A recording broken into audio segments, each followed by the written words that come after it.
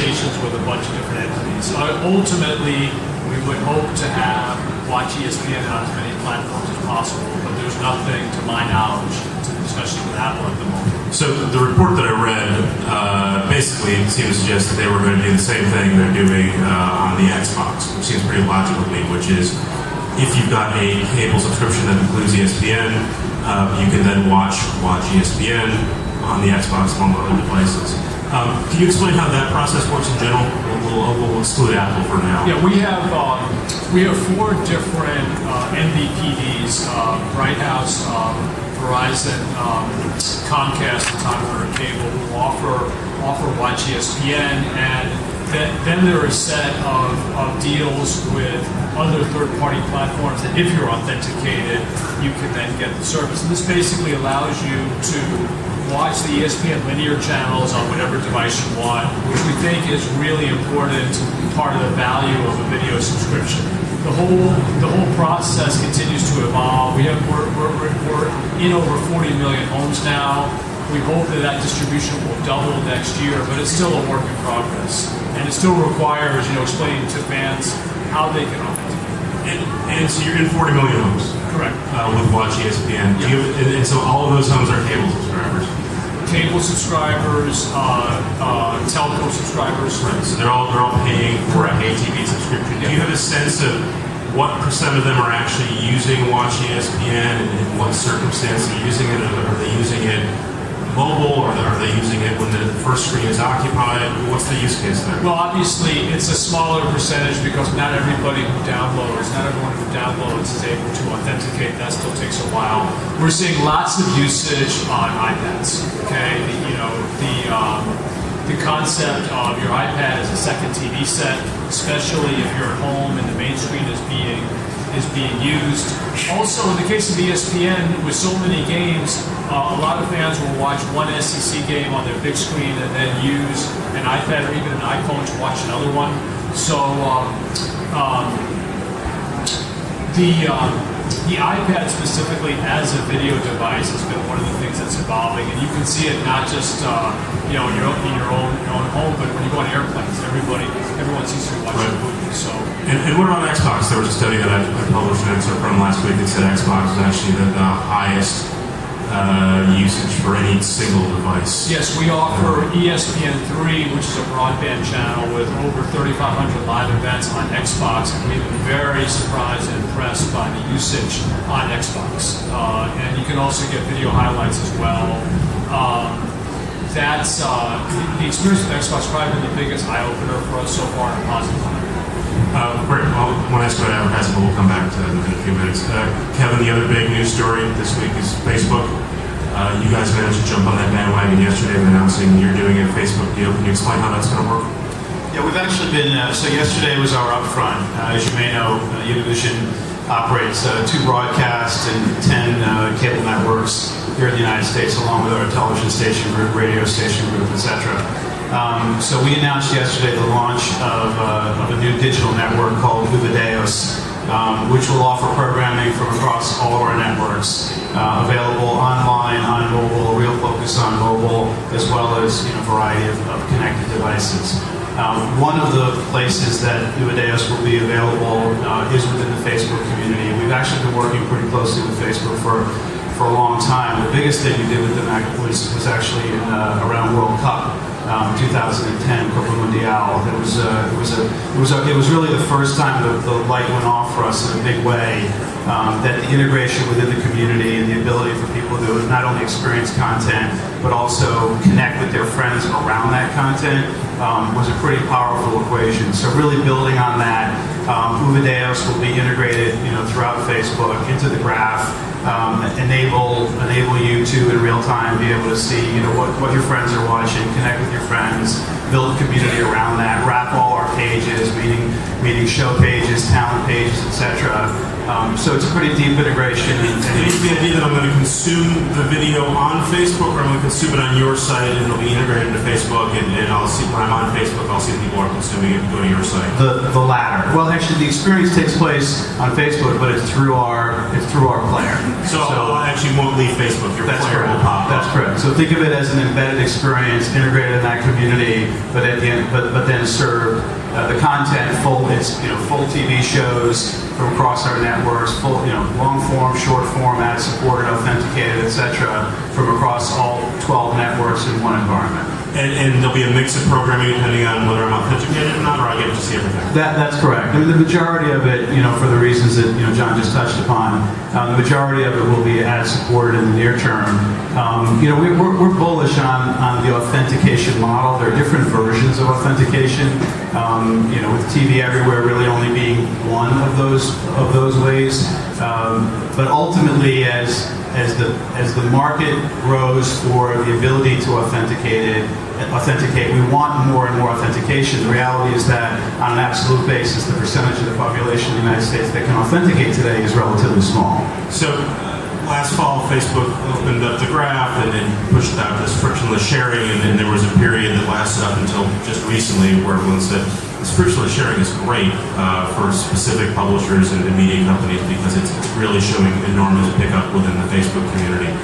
Spotify was the biggest example of someone who just took off once Spotify sort of pushed them into the feed. In the last couple of weeks, even just the last week, we've seen this idea that Facebook can actually turn that switch on or off. Does that give you pause when you're working with them, realizing that they're going to have a lot of control over the amount of eyeballs that come to your site?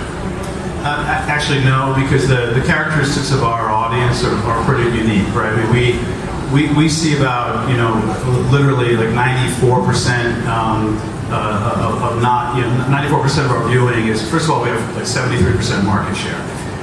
So we have a significant leading position. So there's critical mass of audience to bring together and create community around to begin with. But then a very large percentage of our consumption is live, right? And so it's things like football, meaning soccer games, etc. So there's real community to build around that. So we're not concerned about that because the reality is the dynamics of the consumption patterns we think outweigh that. Peter, your news peg's very obvious. You had a big movie that came out 2 weeks ago. Yeah, it's an independent film. Independent film. Small indie film. What's the gross today? We're in the 300 million range domestically. We've exceeded $1 billion worldwide. So that might make some money overall. There'll be a little profit on that, hopefully. You do a lot of things digitally within Marvel and Disney, but you're also specifically working on the actual comic book titles. What does that movie do for your print and digital products? Well, there's a halo effect.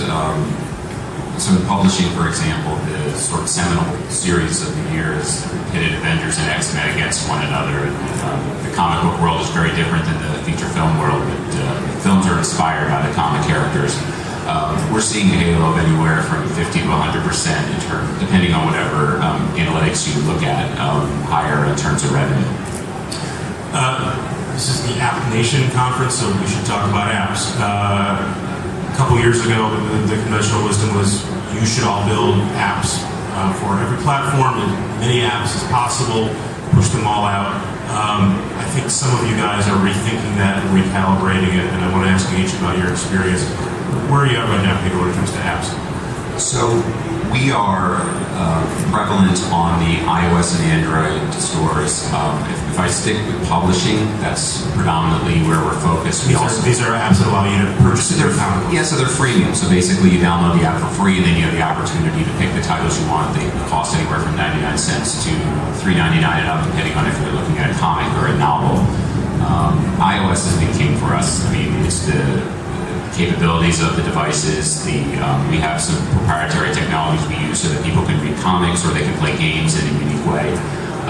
And that's really what's driving a lot of our revenue. From an install perspective, Android, because it's more prevalent worldwide, is actually exceeding, but the revenue per user is much lower. So you've got a lot of people downloading the app on Android, not actually paying you any money.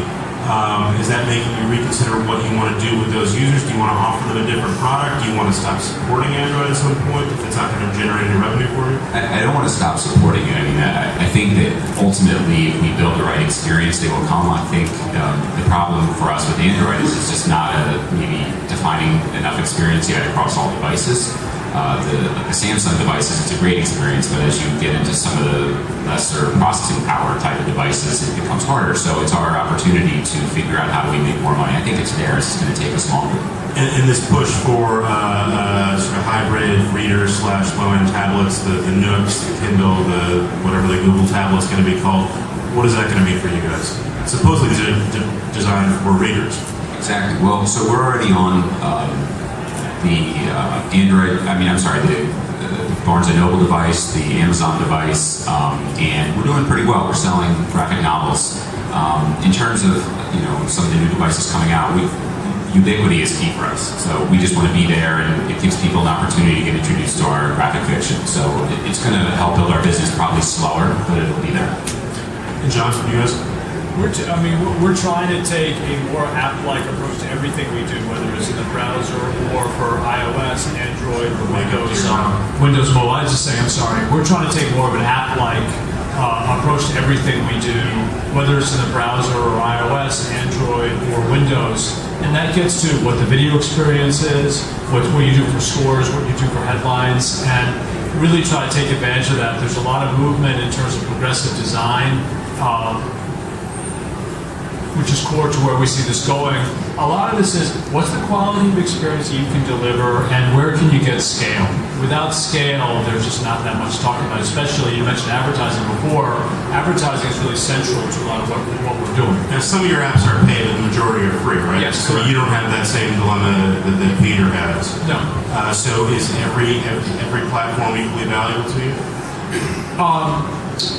Today, iOS continues to have the most impact on the app platforms for the reason that Peter said. We see great growth in Android, of course. We're rooting for Microsoft to launch, to launch in a significant way. And I also feel like the browser is underrated. One of the speakers earlier today talked about, well, if you want to have your icon on the home screen, then you have to build an app. But we literally have instructions to use the send out button to place a browser app on your home screen. So we actually think the browser's underrated. You mentioned Microsoft, and that doesn't seem to come up a lot in the Girardi conversations. Why is that important to you? Because room for a third competing operating system, we believe, is good for business. Their Windows operating system, you can see it on the new Nokia phones, is actually pretty elegant. You have great development, obviously with the Xbox and where that's going. As Peter talked about, being ubiquitous, being where fans are, is really central to our success. So, Kevin, you guys?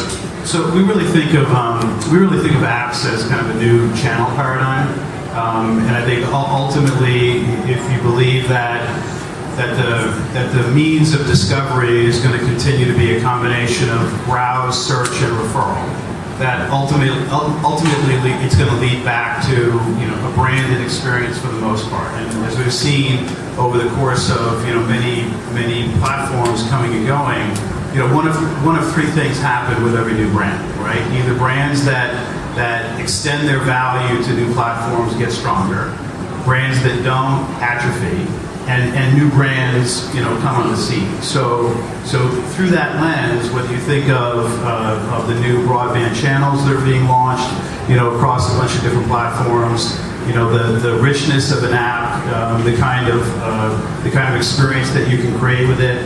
I do think it's important to not, don't overlook the capabilities of the browser. But as we sit here today, I think we can do more with an app, particularly around video and audio consumption, in a rich context. And then it just becomes a function of how you organize that app discovery. And I think we'll clearly see the next generation of essentially a new kind of electronic programming guide that'll ultimately allow you to organize those apps in the same way that I organize and browse other channels today. Right now, when I use my iPhone, I'm confronted with pages and pages of apps, and I need to sort of sort through them. is that reasonable for me to expect it? Is it reasonable that I'm going to have to do that on an Apple TV, say, when it shows up? Well, I think what will happen is it'll be sort of self-organizing, right? So, the term is auto magic.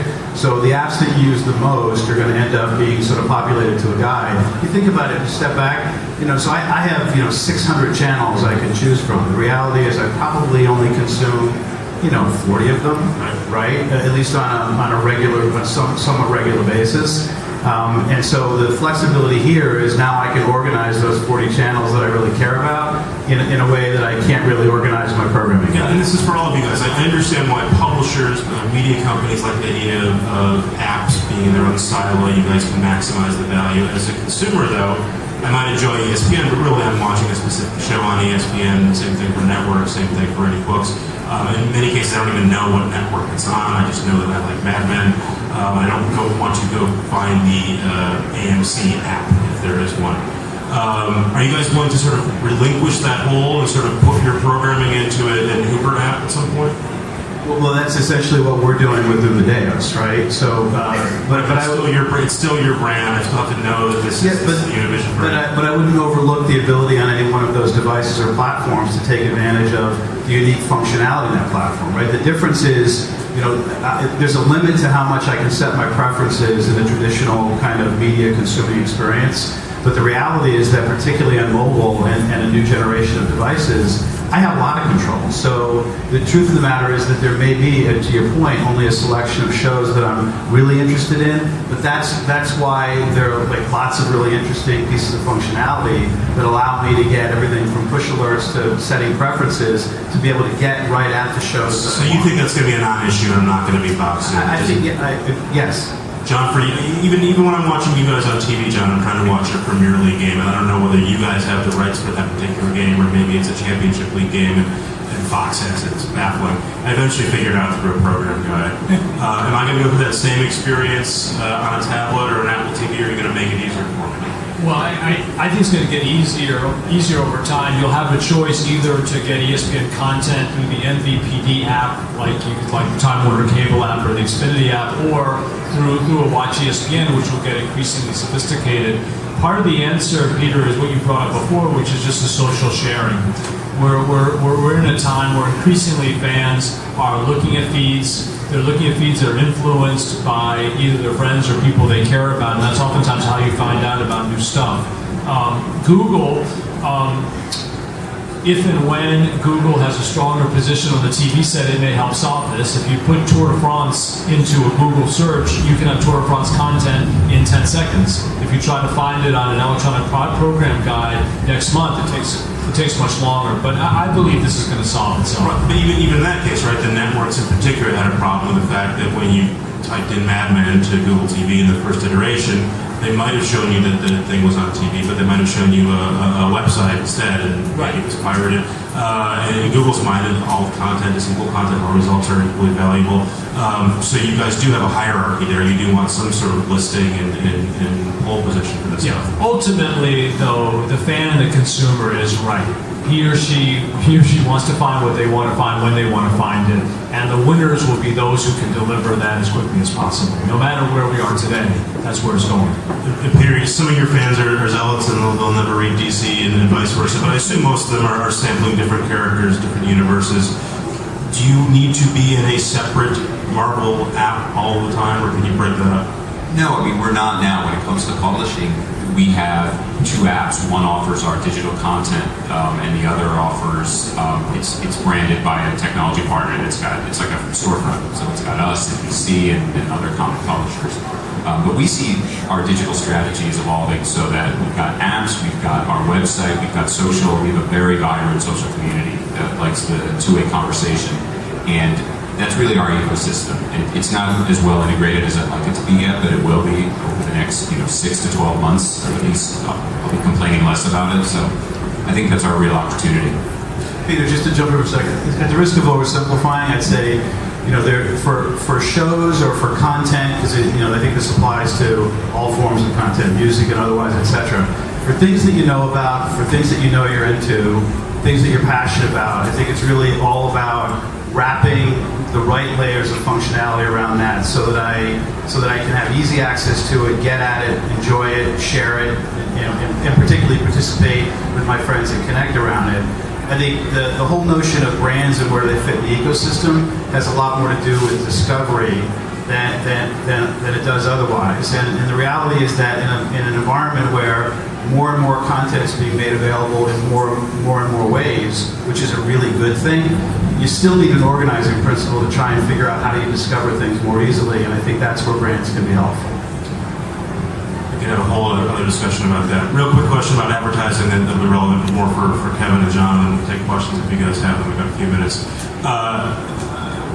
Digital advertising always lags behind where the eyeballs go. That's still the case on the web. We're nearly 20 years into web advertising. It's still quite crude. There's still debates about whether or not you should be able to see an ad that gets counted.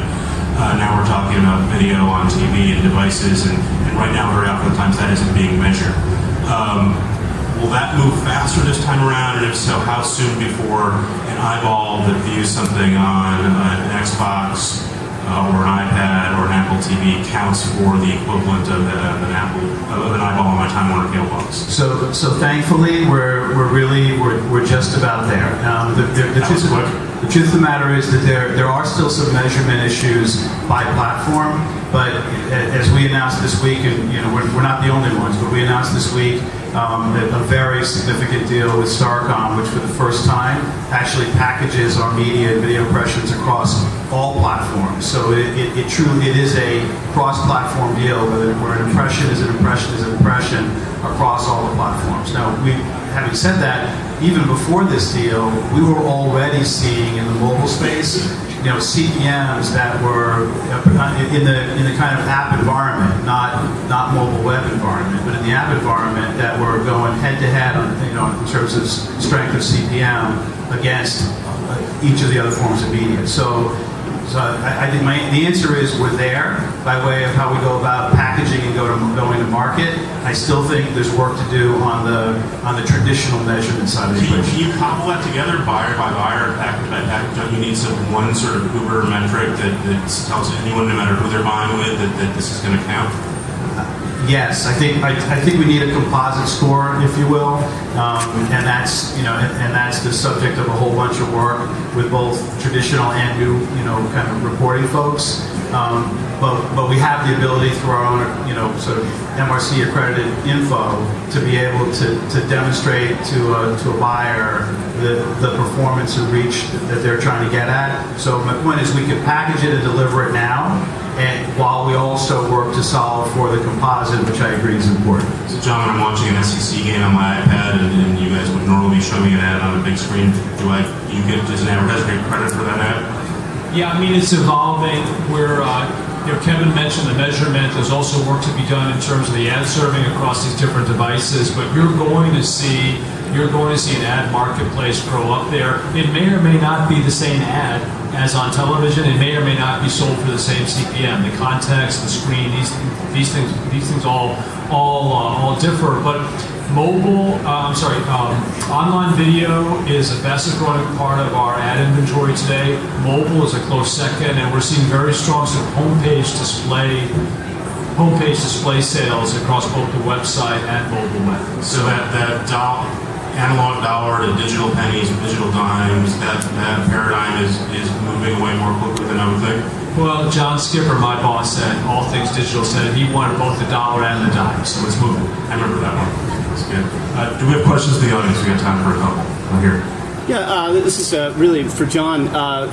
Euro 2012 is coming up, and I didn't hear you talk at all about whether there's a specific app for that, because I guess this is a big deal that ESPN now has the rights. So as somebody who's had to subscribe to that DirecTV package for 12 years, what do I now do with you digitally? John, I want to read the questions. Yeah, the question is about the Euro 2012, which is a huge event for us, actually the cover of our magazine this week. All of the games are going to be on ESPN, ESPN2, also on ESPN3.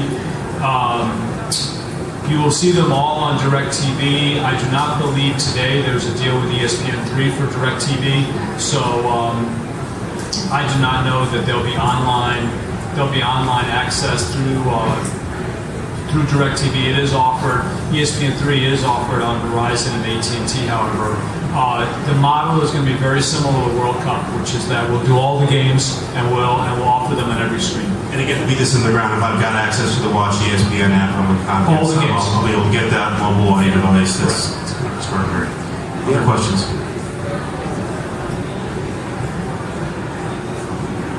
Quiet crowd. All right, let's do prediction time. What do we see first? A real Apple TV or a Google TV that has real traction in the market? Peter, want to guess?